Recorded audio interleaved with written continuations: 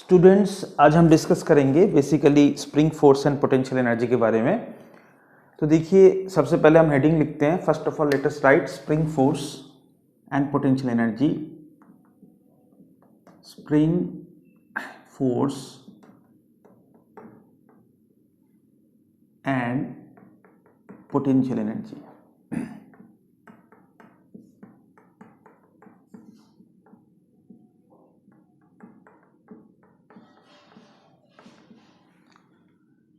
So today we will have the discussion based on spring force and potential energy. First of all, let us understand what is spring force. सबसे पहले spring force।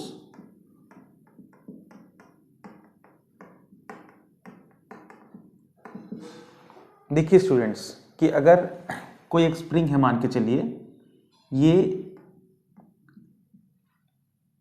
एक spring जो कि अपना natural state पर है, alright. Now if we elongate the spring,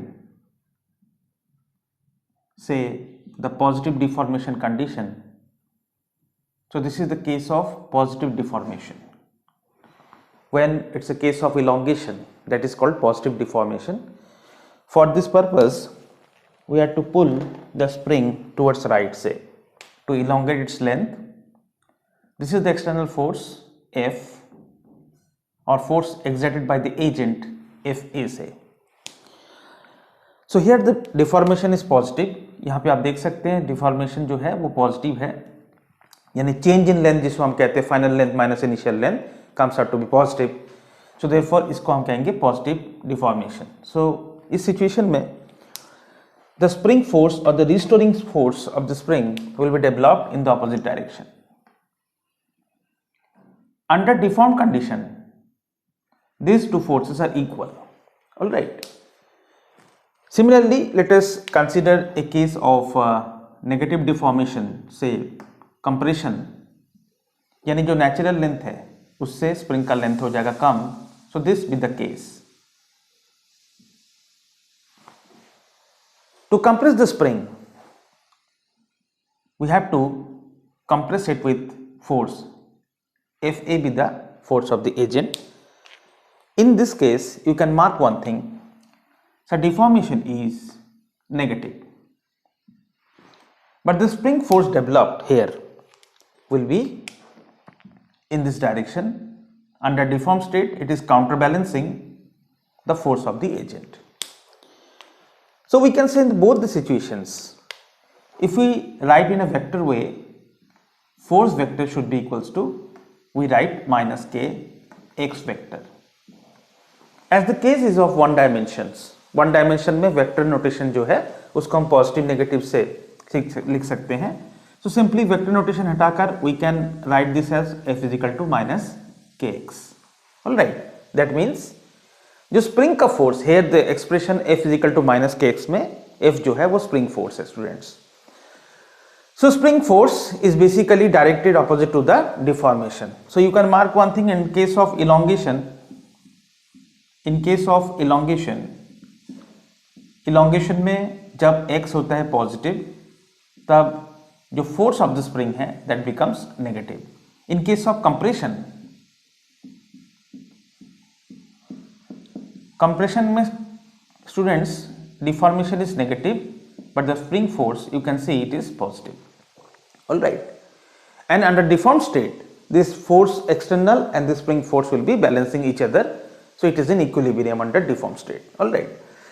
now यहाँ पे जो k है, देखिए इस एक्सप्रेशन में जब f इज इक्वल्स टू हम लिखते हैं minus k x, here k is a positive constant, it is a positive constant.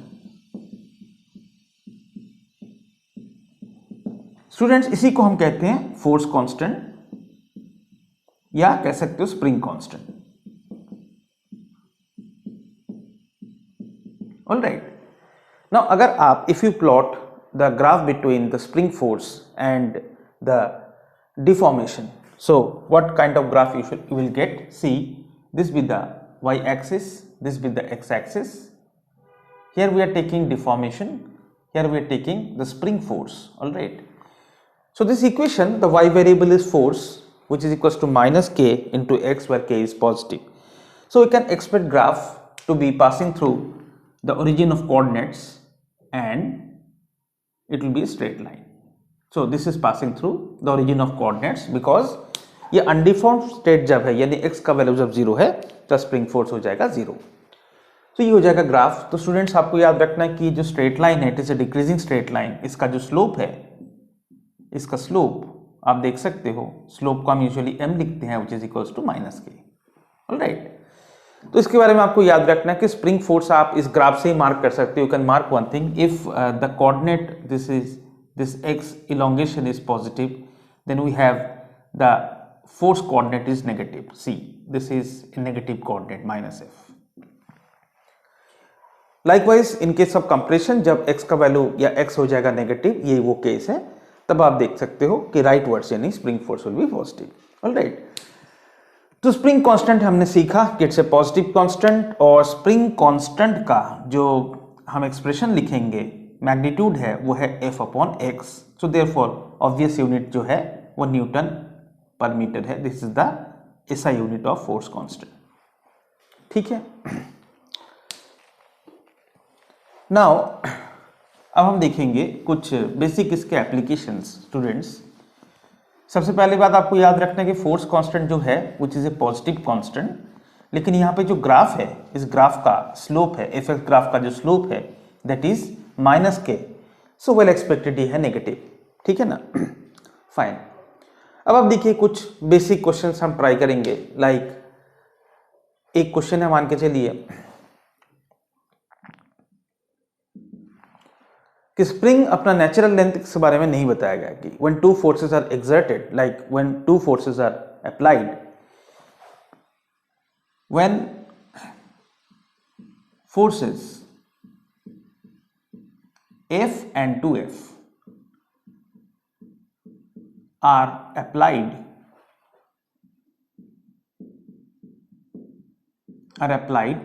to a spring,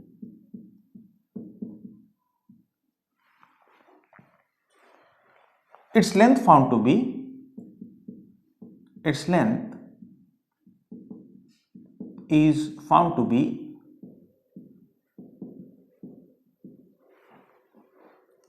L and 1.1 L respectively.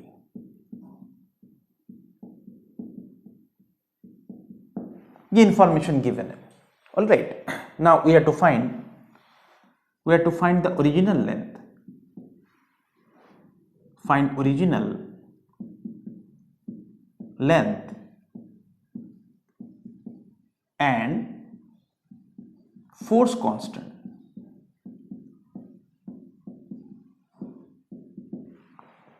For the spring. तो ये है question.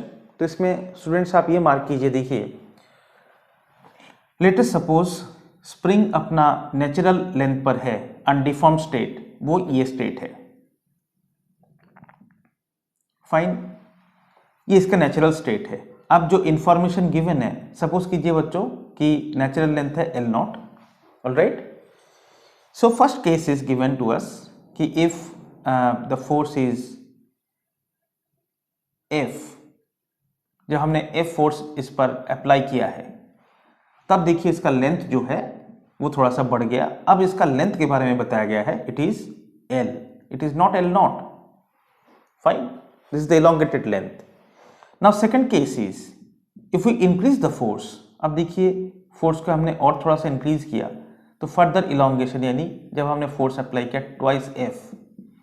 Now the length is given to us, it is 1.1 times L. ये given है.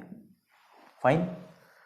अब हमें पूछा गया दो क्वेश्चंस कि what is the actual length of the spring and what should be the spring constant. तो स्टूडेंट्स आप देखिए यहाँ पे जो केस 1 है, ये जो फर्स्ट डिफॉर्मेशन स्टेट है, तो हम कहेंगे कि force equals to K, it is not known to us, but elongation कितना है. We write F is equal to K into X, जिसमें होता है X होता है elongation. तो elongation स्टूडेंट्स हम लिखेंगे, देखिए L प्रेजेंट लेंथ है minus original length. It should be like L minus L0. Fine.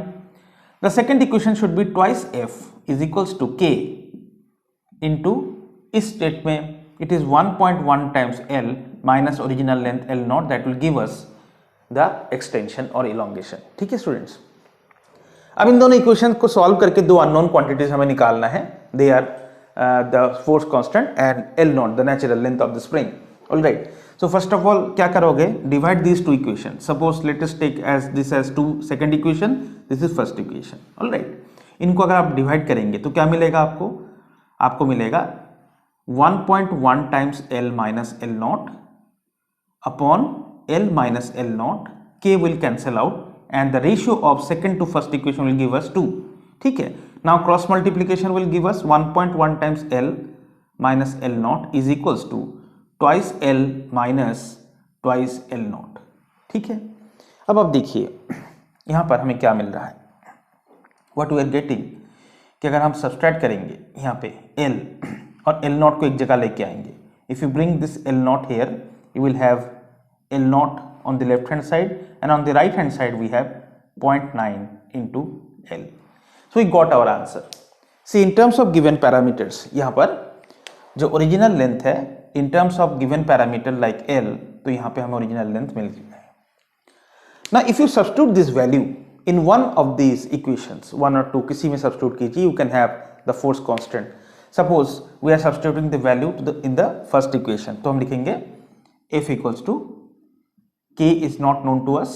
Now the subtraction will be L minus 0.9 times L. So that will give us K equals to force upon the subtraction will lead to 0.1 L. So that will come out to be 10 F upon L. So this is the answer to the second question, like what is force constant of the spring in terms of given parameters. Students यहाँ पे mark कीजिए कि F and 2F, L and 1.1 L are given parameters. यहाँ पे जो L naught है that is we have assumed that is the original length, हमने assume किया है. ठीक है, तो ये हो गया स्टूडेंट्स. देखिए K का वैल्यू आ गया और ओरिजिनल लेंथ का वैल्यू भी इसमें आ गया है. Next I should tell you about dependence of force constant on length. That means एक ओरिजिनल स्प्रिंग रहेगा, उसको अगर दो पार्ट्स में हम डिवाइड कर देंगे तो उन पार्ट्स का फोर्स कांस्टेंट हम कैसे निकालते हैं. ठीक है, तो यहाँ पे जो कंसेप्ट हम डिस्कस करेंगे स्टूडेंट्स वो ये है कि मान के चलिए एक ओरिजिनल स्प्रिंग है. Now this spring is broken into parts, like मान के चलो कि ब्रोकन इनटू मेनी पार्ट्स. ठीक है, पार्ट 1, पार्ट 2, पार्ट 3 और it may be an number of parts. In such case आपको याद रखना है स्टूडेंट्स कि हम कहेंगे कि for the same spring the original spring and the parts, उसमें एक रिलेशन होता है. The force constant of a part is proportional to 1 upon its length. That means force constant is inversely proportional to length. मतलब ये हुआ कि चाहे original का या चाहे पार्ट्स का, आप K टाइम्स लेंथ का जो प्रोडक्ट है दैट मस्ट बी कांस्टेंट. ठीक है स्टूडेंट्स, अब देखिए एक स्प्रिंग को हम अगर दो पार्ट्स में डिवाइड करते हैं. Fine, now first of all let us take a spring, this with the original spring. Alright, it has force constant say K naught. Now we have broken this into two parts. See, this is the first part, this is the smaller one and this is the larger one, longer one. अब इन दोनों के length है students देखिए L1 और इसका length है L2. ठीक है, या तो मान के चलो लेंथ का रेशियो में बताया जा सकता है कि it is 1 part 2 part, say you have to take x and 2x या L and 2L, इस तरीके से. तो ऑब्वियस सी बात है कि the parts length are L1 and L2. तो ओरिजिनल लेंथ कितना था स्टूडेंट्स, ऑब्वियस सी बात है L1 plus L2. Now we can write, यहाँ पे देखिए हमारे पास तीन स्प्रिंग है, एक ओरिजिनल है और दो पार्ट्स हैं. Now we can write as we know that K and L product is constant. तो ओरिजिनल के लिए हम लिखेंगे इसका मान के चलो स्प्रिंग कांस्टेंट है K1, इसका स्प्रिंग कांस्टेंट है दूसरे के लिए K2. तो to find how to get K1, तो यहाँ पे हम लिख सकते हैं कि K1 into L1 must be equals to K2 into L2 must be equals to K original into original length should be L1 plus L2, ऐसे लिख सकते हैं. Then how to get K1 and K2, very simple. देखिए first and third part को equal कीजिए, वहां से आप निकाल लेंगे कि K1 क्या है। K1 should be equals to K0 L1 plus L2 divided by it should be, यहाँ पे ये L1 आ जाएगा। Likewise, how to get K2? If you equate the second and the third part, you will have K0 into L1 plus L2 upon L2. So this is how we find force constant of a part. देखिए commonly asked जो situations हैं, if a spring of force constant K is broken into n number of identical parts, ठीक है, तो मान के चलिए इस केस में क्या होगा। देखिए मान के चलिए एक स्प्रिंग है, एक स्प्रिंग जिसका फोर्स कांस्टेंट है students K, it is broken into n numbers of identical parts. Alright, तो in such case what should be the spring constant, what should be the spring constant of any one such part. All right, तो देखिए let us assume original force constant है K and original length L है। All right, now for each part जो convert हुआ है उसके लिए हम कहेंगे it should be K of any part, और उसका length obviously बात है बच्चों की L upon N हो जाएगा। Now you do one thing, you multiply these two and equate, like K of the part into L upon N, that should be equal to K into L. So that will give us K of any part should be equals to N times what? The original K. मतलब ये हुआ कि अगर एक spring है जिसे आपने 10 parts में आइडेंटिकल पार्ट्स में डिवाइड किया है, तो हर पार्ट का जो फोर्स कांस्टेंट है that will be 10 times that of the original spring. दो पार्ट की बात करें बच्चों, मान के चलो कि एक स्प्रिंग है जिसका फोर्स कांस्टेंट है K, अब उसको दो इक्वल पार्ट्स में हमने लेंथ वाइज डिवाइड कर दिया है, तो हर एक पार्ट का फोर्स कांस्टेंट लेंथ हाफ होने पर इट विल बिकम डबल। ठीक है,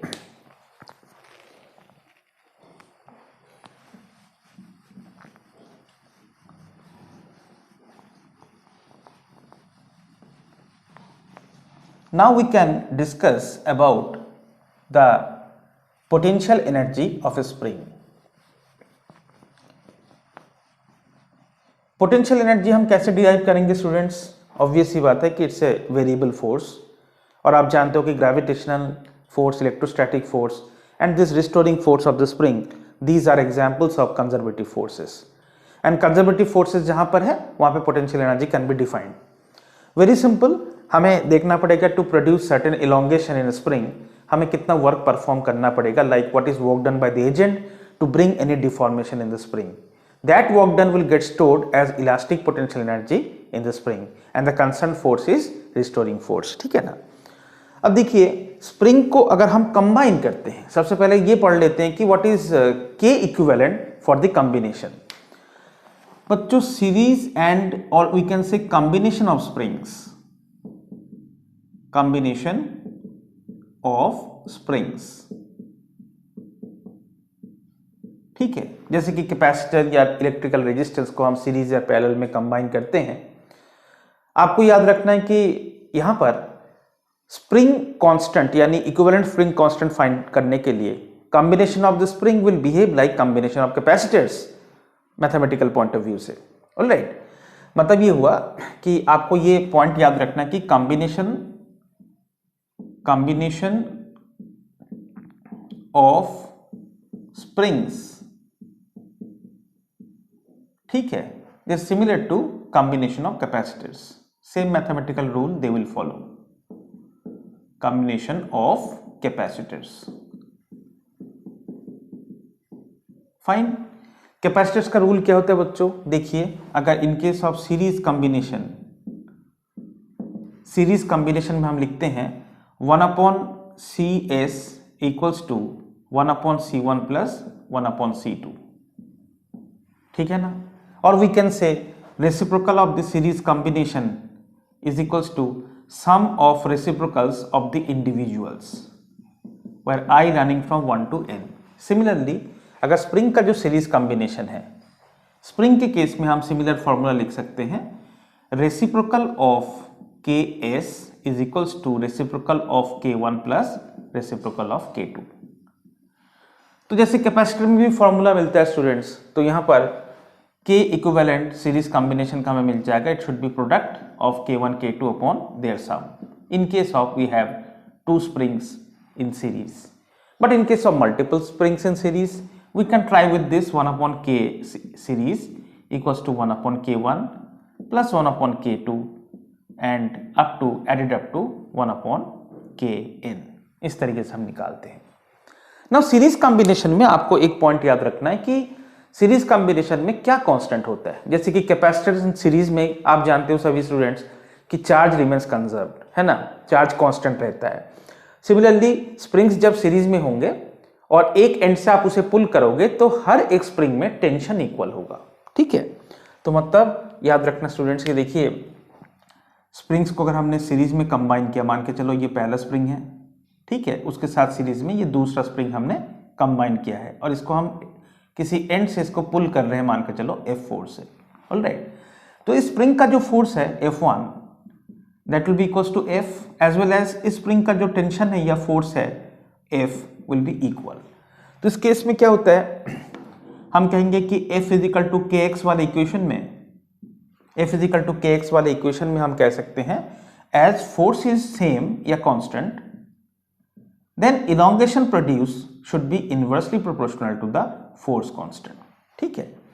और दूसरी बात यह है स्टूडेंट, देखिए कि हमने यहाँ पर देखा कि ये जो स्प्रिंग है ये इलोंगेट हो गया मान के चलो थ्रू x1 और ये स्प्रिंग जो है इलोंगेट हो गया through x2। What is net elongation? Net elongation should be sum of the elongations of the individuals. तो ये लॉजिक या ये प्रिंसिपल आपको याद रखना है। जैसे कि हम कैपेसिटर्स में पढ़ते हैं कि चार्ज सबका सेम होता है, लेकिन what is net potential difference? It is sum of the potential of the individual members, ठीक है स्टूडेंट्स। तो देखिए फिर हम बात करते हैं कि what happens in parallel, in case of parallel combination of spring. Parallel combination में capacitor of the parallel combination को हम लिखते हैं C1 प्लस C2, ठीक है। Similarly spring constant for parallel combination it should be sum of the individuals K1 plus K2, ठीक है ना। जितने भी स्प्रिंग्स पैरेलल में जुड़ेंगे, the number of springs that are connected in parallel, the equivalent force constant will be sum of the force constant of the individuals, all right। तो students इसमें क्या होता है, देखिए इसमें पैरेलल कॉम्बिनेशन में x सबका सेम होता है, यानी elongation should be same, all right. Now if you write f is equal to kx, तो देखिए x सबका सेम है, या आप कह सकते हो कि x को मैं अगर कांस्टेंट मान लेता हूं तो in such case force should be proportional to k। तो ये कॉम्बिनेशन आप देख सकते हो कि मान के चलो कि दो स्प्रिंग को हमने इस तरीके से कंबाइन किया, ये एक स्प्रिंग है और ये बच्चों दूसरा स्प्रिंग है, ठीक है। अब एंड पर हमने ये देखो सीलिंग है from where we suspend the springs, इसका फोर्स कांस्टेंट है K1, इसका फोर्स कांस्टेंट है K2। अब इस पर हमने फोर्स लगाया नीचे की तरफ F, ठीक है। तो क्या होगा, the lower end of the spring will come down through a particular elongation से x। तो सभी का, इन दोनों का हम कह सकते हैं कि elongation in the first spring हो जाएगा x, elongation in the second spring हो जाएगा x, दोनों का बिल्कुल सेम सेम हो गया। लेकिन इनमें जो फोर्स है, जैसे कि देखिए इसमें फोर्स डेवलप हुआ F1, इसमें फोर्स डेवलप हुआ F2। ऑब्वियस सी बात है बच्चों, इक्विलिब्रियम में हम कहेंगे sum of the forces F1 plus F2 should be the net force F, alright. और याद रखना कि ये जो फोर्स है, force that will be proportional to the force constant of the individual members. तो सीरीज में फोर्स सबका इक्वल होता है और इलोंगेशन सबके अलग अलग होते हैं। नेट इलोंगेशन निकालने के लिए you have to sum individual इलोंगेशंस।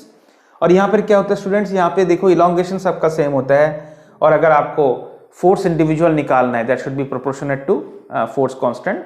And F1, F2, F3 जितने भी फोर्सेस डेवलप होंगे, sum up to give you the net force, net external force जो हमने यहाँ पे एग्जर्ट किया है।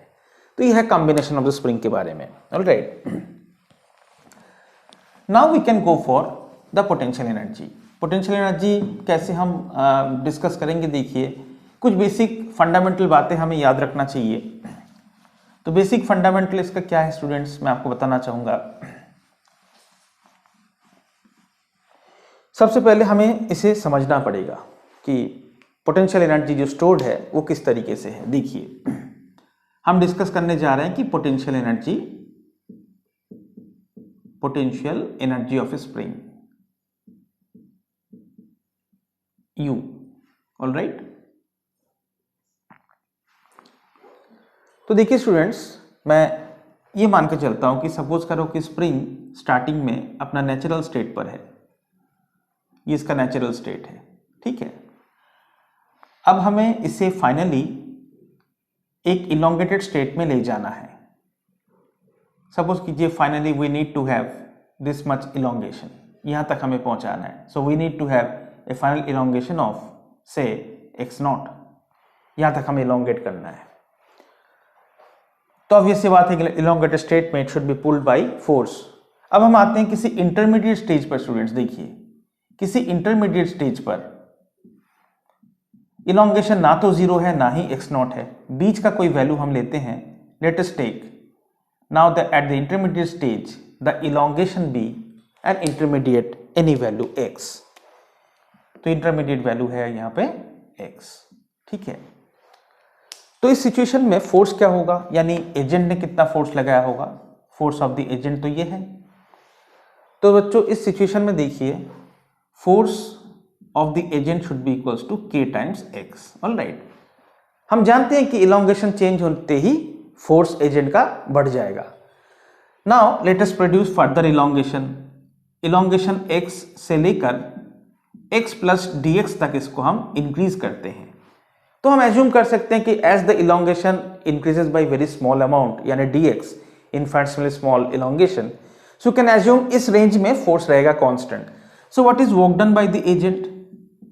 Work done by the agent should be equals to force into dx, that will give us kx into dx, ठीक है। Now finally याद रखना कि हमें इनिशियल से फाइनल स्टेज पे जाना है, यानी जब इलोंगेशन का वैल्यू 0 से लेके x0 तक हमें बढ़ाना है। Then what is total work done to produce this much, यानी x0 elongation? We shall perform integration of dw। तो यहाँ पे हमें मिल जाएगा स्टूडेंट्स की kx dx का integration ranging from 0 to x0, so that will give us k into x0 square divide by 2, या कह सकते हो it is half into k into x0 square. So this is the energy stored. Work done by the external agent should be equals to the energy stored in the spring in the deformed state. So spring जब natural state में रहेगा उसमें कोई energy stored नहीं रहेगा, लेकिन जब deform state में आ गया ये x0 है डिफॉर्मेशन, तो उसमें एनर्जी स्प्रिंग पोटेंशियल एनर्जी के फॉर्म में स्टोर रहेगा।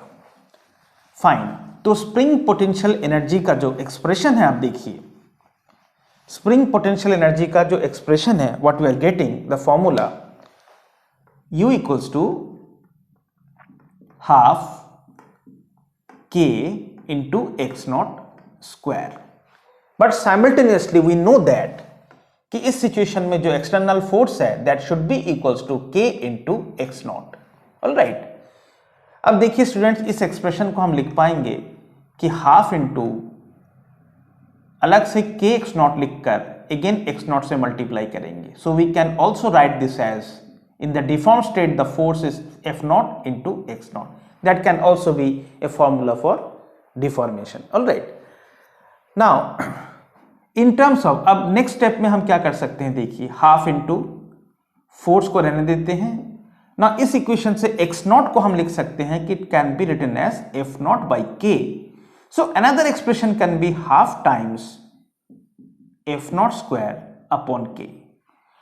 So depending on the situation हम तीनों में से कोई एक फॉर्मूला यूज करते हैं, लेकिन आपको याद रखना है see potential energy of spring can be written as derived relation is half k into x square कह सकते हो, half into F into x कह सकते हो, या स्टूडेंट्स कह सकते हो कि half into F square by k। यहां पे f क्या है बताओ? f है in the final deform state, यानी जब डिफॉर्मेशन उसका या इलोंगेशन x है तब फोर्स जो है कितना है, f is equal to kx। यानी ये फाइनल फोर्स जो है, हम जानते हैं कि फोर्स यहाँ पे वेरिएबल रहेगा 0 से मैक्सिमम तक, तो फाइनल फोर्स जो है उसके टर्म्स में आप लिख सकते हो। ऑलराइट, तो ये हो गया स्प्रिंग पोटेंशियल एनर्जी का फॉर्मूला स्टूडेंट्स। इस तरीके से हम इसको डिराइव करते हैं, बट ऑब्जेक्टिव क्वेश्चंस के लिए आपको इसका फॉर्मूला का एप्लीकेशन आना चाहिए स्टूडेंट्स। देखिए सबसे पहली बात तो यहाँ पर if I talk about graph, तो what graph I will get, see along x axis I am taking the deformation. all right, now deformation can be positive, यानी ये सब पॉजिटिव कोऑर्डिनेट्स हैं स्टूडेंट्स। तो ये जो जोन है आप देख सकते हो कि ये है एक्सटेंशन, या ये एक्सटेंशन वाला जोन है जब डिफॉर्मेशन होगा positive. Similarly we also can have negative x, मतलब यहां पर ये कंप्रेशन वाला जोन है, ठीक है। बट u जो है that is given by half into के एक्स टू एक्स स्क्वायर। मतलब ये हुआ कि चाहे इलोंगेशन पॉजिटिव हो या नेगेटिव, u का वैल्यू हमेशा पॉजिटिव रहेगा। और u equals to half K x square. If I plot along y direction, if I plot potential energy stored, variation of potential energy as a function of elongation, so what graph I will get, I'm going to get definitely an erect parabola that passes through origin of coordinates। तो ये बता रहा है आपको कि देखो अगर आप स्प्रिंग को कंप्रेशन भी करो या इलोंगेट करो, एक्सटेंशन अगर पॉजिटिव हो या नेगेटिव है, in both of the situations आप कह सकते हो या देख सकते हो कि पोटेंशियल एनर्जी हो जाएगा पॉजिटिव। तो बच्चों आपको एक बात याद रखने, you must remember one thing, कि स्प्रिंग का मान के चलो नेचुरल लेंथ यहां तक है। ऑलराइट, अब आपने स्प्रिंग को इलोंगेट किया है। जब आपने स्प्रिंग को इलोंगेट किया है, यहाँ पे एजेंट का फोर्स है Fa, इलोंगेशन आप देख पा रहे हैं कि ये पॉजिटिव है x, ठीक है। But think about the spring force. इस प्रोसेस में spring force was in the opposite direction Fs। तो ये हो गया एक्सटेंशन है, जहां पे एजेंट का फोर्स और इलोंगेशन दोनों प्रोपोर्शनेट यानी सेम डायरेक्शन में है, जबकि स्प्रिंग फोर्स अपोजिट में है। So in this process of elongation आप कह सकते हो कि work done by the agent should be equals to half into K into x square, ऐसा लिख सकते हो। But remember work done by the conservative force यानी spring force, work done by the spring force should be equals to minus half K x square, ठीक है।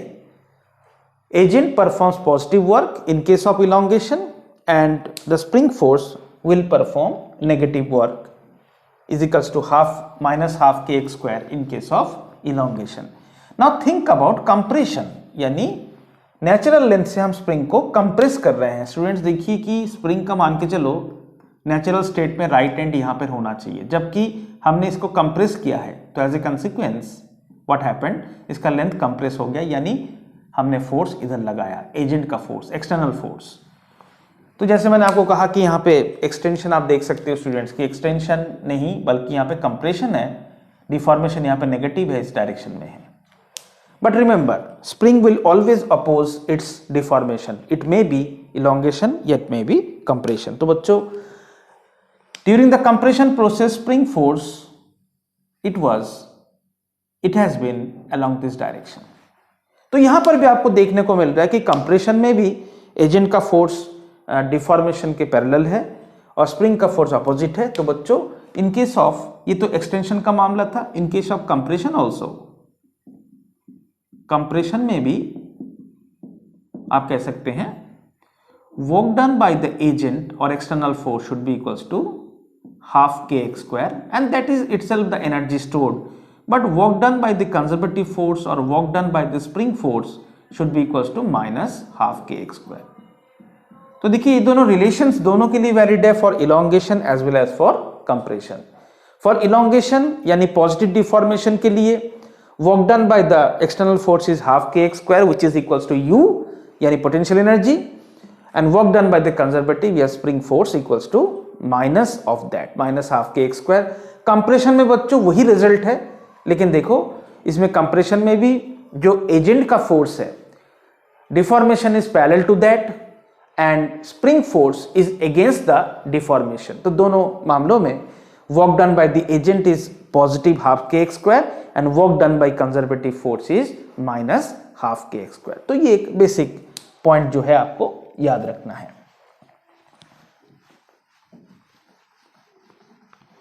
अब देखिए इसको स्टूडेंट्स हम कुछ अप्लाई करेंगे। सपोज कीजिए कि यहाँ पर कुछ एप्लीकेशन जो कॉमनली आस्क्ड होते हैं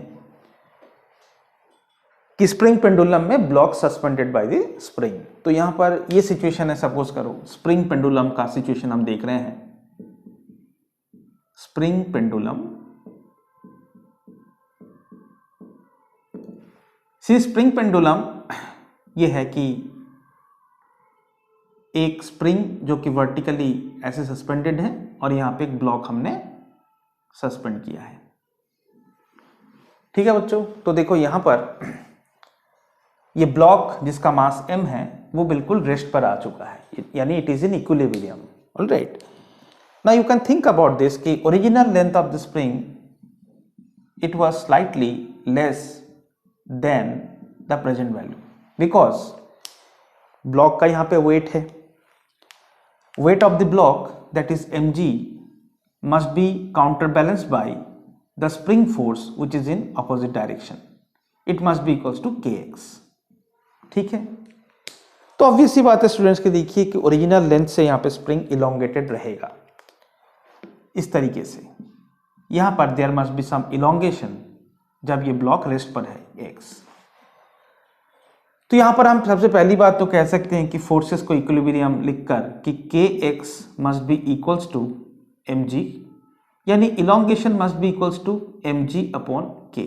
इस तरीके से हम निकाल सकते हैं रिलेशन को कि ब्लॉक को हमने सस्पेंड कर दिया, what will be the extension till it comes to rest और इक्विलिब्रियम। तो ये आ जाएगा mg अपॉन k। और अगर इस सिचुएशन में आपको एनर्जी स्टोर निकालना है तो एनर्जी स्टोर में आप लिख सकते हो half into k into x square. ठीक है ना, हाफ के एक्स स्क्वायर लिख सकते हो बच्चों, या तो आप ऐसे भी लिख सकते हो कि हाफ इंटू, इस सिचुएशन में फोर्स जो है वो हो जाएगा kx इंटू इलोंगेशन है x। ठीक है, या आप और एक फॉर्म में भी लिख सकते हो कि हाफ इंटू फोर्स स्क्वायर, यानी जो भी यहाँ पे फोर्स का स्क्वायर है अपॉन k भी लिख सकते हैं। ठीक है, अब देखिए एक बहुत ही इंपॉर्टेंट प्रोफाइल होता है स्टूडेंट्स जिसे हम कहते हैं equilibrium elongation and maximum elongation in a spring. ठीक है, वो क्या है मैं आपको बताना चाहता हूं।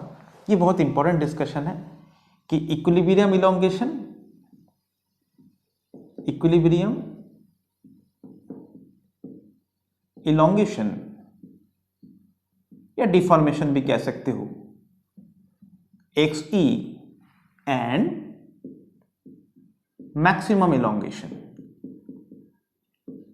maximum elongation, maximum elongation मान के चलिए XM है। तो ये बहुत ही एक इंपॉर्टेंट डिस्कशन है, मैं आपको बताता हूं क्या इसमें फंडा है। बच्चों देखिए, मान के चलो ये this is the level of the ceiling जहां से हम स्प्रिंग को सस्पेंड करेंगे। स्टार्टिंग में हमने क्या किया है, spring, this is the spring, और एक ब्लॉक को हमने सस्पेंड किया है ऐसे। ठीक है, मास m है, लेकिन हमने अभी भी स्प्रिंग को डिफॉर्म होने नहीं दिया बिकॉज हमने एक यहाँ पे सपोर्ट रखा है। इस तरीके से हमने इसको सपोर्ट करके रखा है सो दैट स्प्रिंग यहाँ पे इलोंगेट ना हो। सपोज करो यहाँ पे हमने अपने फिंगर से इसको रोक के रखा है, हमने यहाँ पे सपोर्ट दिया है so that the normal reaction on the finger on the support can counter balance the mg। Alright, तो हम कह सकते हैं स्टूडेंट्स देखिए कि यहाँ पे नॉर्मल रिएक्शन, इस ब्लॉक पर नॉर्मल रिएक्शन और इसका जो mg है they are balancing each other. तो यहाँ पे स्प्रिंग में कोई इलोंगेशन नहीं है। ऑलराइट, तो अब मान के चलो कि स्टार्टिंग में इसका अनडिफॉर्म्ड लेवल ये है। ओके, अब क्या होगा स्टूडेंट्स देखिए, जब जैसे ही हम इस सपोर्ट को हटा देंगे, suddenly if I remove this support, what happens, the spring will come down to the bottom most position. ठीक है, मतलब ये स्प्रिंग मैक्सिमम इलोंगेट होके, मतलब ऐसे स्प्रिंग का अपना मैक्सिमम इलोंगेशन होके वो बिल्कुल बॉटम मोस्ट पोजीशन यानी यहां तक पहले जाएगा। Again it will come to rest at the bottom most position, यानी यहां पर भी दोबारा वो रेस्ट पे आ जाएगा।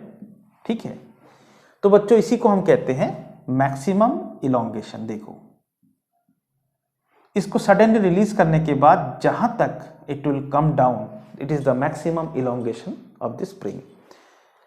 तो जैसे मैंने कहा कि suddenly if I remove the support it will come down to the lower most position, alright, but it won't be at rest permanently there, so it will again readily come back and oscillate like this. ठीक है, पहली बार नीचे तक जाके momentary rest, then it will come back again and it will oscillate further and finally it will come to rest, that is the equilibrium position. Long time after or after many oscillations it will come to this position to come to finally rest. तो देखिए finally spring यहां पे आके rest पे आ जाएगा। Block is coming to rest finally here.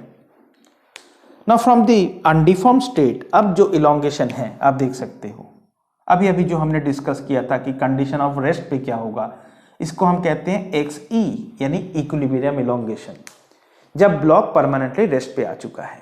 ठीक है, तो बच्चों जब इक्विलिब्रियम है तो हम कह सकते हैं, देखो इस ब्लॉक पर ये जो फोर्स है it should be equal to mg,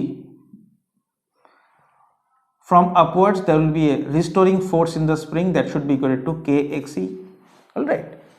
Now equilibrium position में we can write in the equilibrium position when the block comes to rest finally, इसमें हम लिख सकते हैं see k into x equilibrium must be equals to mg, so therefore we can have x equilibrium equals to mg upon k। तो ये आपको मिल जाएगा formula for x equilibrium। ठीक है, बाकी देखिए if we just investigate the oscillation, जैसे कि ऑसिलेशन में आप कह सकते हो कि the block is basically oscillating within these two limits, undeformed and maximum deformation, it is oscillating like this. तो बच्चों देखो ये इस ब्लॉक ऑसिलेशन का it is oscillating between these two limits, तो ये दोनों हम कहेंगे these two are extreme positions, जबकि ये जो मिड पोजिशन है equilibrium position that is the mean position, alright.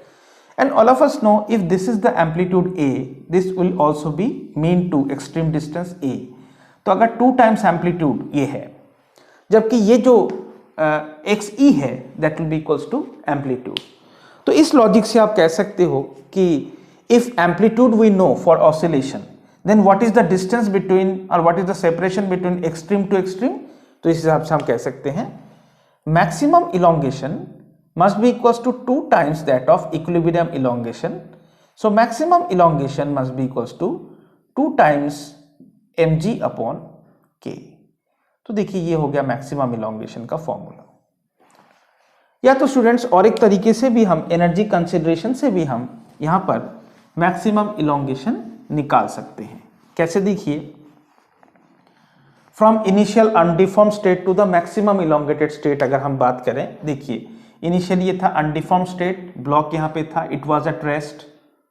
ठीक है, it was at rest, the spring was undeformed. Now this is the bottom most level I am talking about, this is the maximum elongation state. यहां पर भी extreme position में जाकर भी the block comes to rest again, so it's a condition between rest to rest, alright. लेकिन आप सोचिए जरा कि स्प्रिंग यहां पे नेचुरल था, लेकिन स्प्रिंग यहां पर नीचे चला गया या इसका एक्सटेंशन प्रोड्यूस हुआ XM यहां से यहां तक। इस प्रोसेस में आप कह सकते हो कि ब्लॉक का क्या कम हुआ बताओ, there is a loss of gravitational potential energy, the block comes down through XM। तो हम कह सकते हैं कि loss in gravitational potential energy, loss in gravitational potential energy must be equals to mg into height fallen. ठीक है, लेकिन यहां पर स्टार्टिंग के कंपैरिजन में there is a gain in spring potential energy that should be equals to half into k into XM square. देखिए kinetic energy में कोई फर्क नहीं, स्टार्टिंग में भी रेस्ट पे था, सडनली हमने सपोर्ट को हटा दिया, so it comes down to the bottommost position and वहां पर भी वो मोमेंटरी रेस्ट पर है। तो बच्चों यहां से यहां तक as the block comes down there is a loss in gravitational potential energy and that loss accumulates in the form of spring potential energy। वो इकट्ठा हो गया स्प्रिंग पोटेंशियल एनर्जी के फॉर्म में। तो बच्चों इन दोनों को अगर आप इक्वेट कर देते हैं तो आपको क्या मिलता है, देखिए हाफ k इंटू एक्सएम का square that should be equals to mg into XM. ठीक है, तो यहां पर स्टूडेंट देखिए यहां पे आपको मिल जाएगा, सॉल्व करेंगे तो xm is equals to, it is coming out to with same thing, it is 2mg upon k। So again we can prove by energy consideration that xm is double compared to that of x equilibrium। तो आपको सिर्फ यही याद रखना है कि इसको starting में देखो, आप स्टार्टिंग में स्प्रिंग में कोई डिफॉर्मेशन मत लेना, बिकॉज इसको मैंने सपोर्ट दे के रखा है। जैसे ही मैं इसको हटा लूंगा, after many oscillation it will come to rest here, that is the permanent rest, we can say it is in equilibrium position. But as I remove this support, first of all it will come down to the bottommost place. ठीक है, तो that is the maximum elongation. तो बच्चों ये कुछ basics मैंने बताया आप लोगों को about spring force and spring potential energy. जो वर्कशीट मैंने दिया है उसमें कुछ questions are there based on spring potential energy and spring force, तो उन्हें आप जरूर ट्राई कीजिएगा, उसको ट्राई करके मुझे सेंड कीजिएगा जरूर।